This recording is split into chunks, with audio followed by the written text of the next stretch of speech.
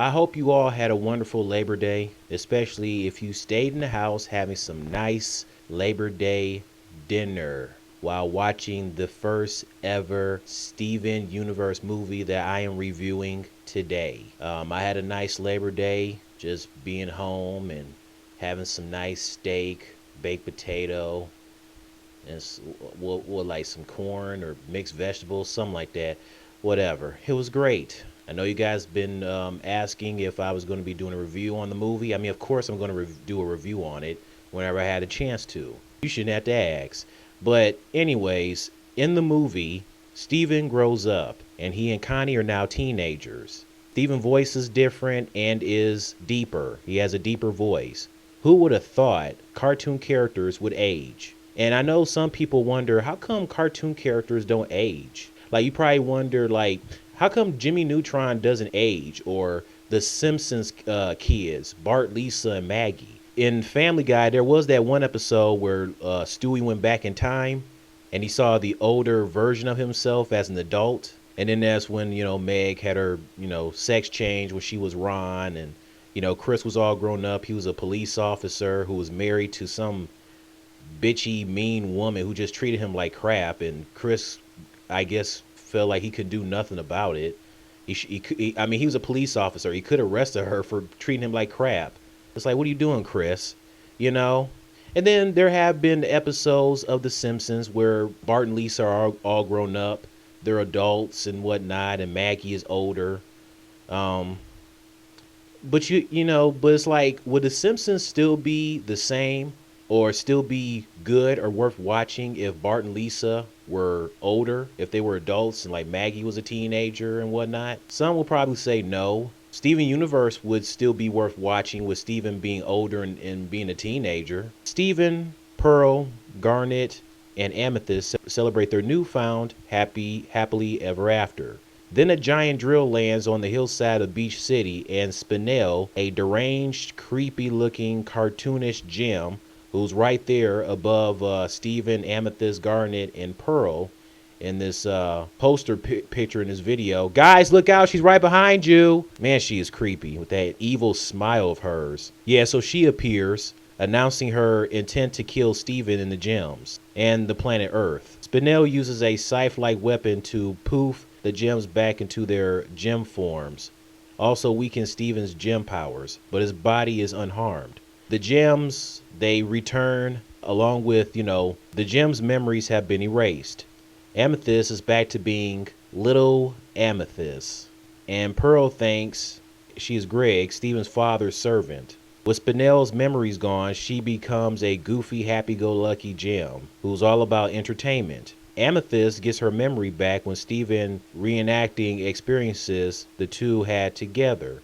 That No Matter What song, that's a nice song too. In the dark of the night, in the light of the day, when your eyes shine, when you're hitting the hay. The gang goes to a Sadie Killer and the Suspects concert. Yes, Sadie has a band and is the lead singer. The song Disobedient is awesome, by the way. Disobedient, disobedient, disobedient. The gang figured the music will bring back Pearl's memories, but she still sees herself as Greg's servant. Even when Amethyst transformed into Rose, Pearl's memory did not come back until Steven fuses with his father. According to Pearl, Spinel was once Pink Diamond's playmate. Back in Beach City, Spinel turns off the drill, but when Steven shifts his attention on back to everyone else, she accuses Steven of just using her and then abandoning her or planning to wipe her memory again. She turns the drill back on and attacks Steven. Garnet regains her memory when Steven tries to explain the truth to Spinel. Steven confronts Spinel while the others go rescue the humans of Beach City. And of course, there was also the song that Garnet sung, performed by Estelle. It's the true, it's the true, it's the true kind of love, yeah.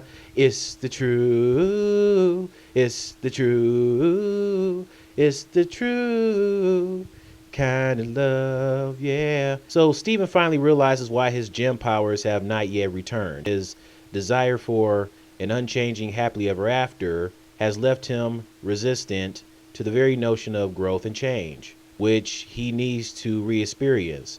Embracing it, he regains his powers and battles Spinel. Their fight destroys the drill, and Spinel realizes that hurting Steven will not make things better. The Diamonds suddenly arrive and state their intention to live on the Earth with Steven. He introduces Spinel to them, and they take an immediate liking to her and her goofy personality. The Diamonds accept her in place of Steven, and she happily goes with them, now with the people who will love her unconditionally. Steven and his friends gather to rebuild Beach City, thanks in part to Steven's healing powers. That's it. That was the Steven Universe, the movie. I gotta say, it was a great movie. I definitely give this movie an A+. The movie was pretty much overall a musical because besides the Disobedience song and the True Kind of Love song, there were all kinds of songs in the movie, especially the duet with Steven and Amethyst. It was pretty much a musical, just like the Henry Danger musical. And also, just like Henry Danger the musical that had no commercial breaks, Steven Universe the movie, also being a musical movie, also had no commercial breaks. Because as I'm watching the movie, I'm like, they haven't gone to commercial break. And I'm like, wait, did they just copy Henry Danger the musical? Having any commercial breaks? Did Cartoon Network just copy Nickelodeon? Did Steven Universe just copy Henry Danger? They obviously did, because Henry Danger the musical came out 2 months before Steven Universe the movie. They copy Henry Danger. Oh man, Cartoon Network and Nickelodeon copying each other.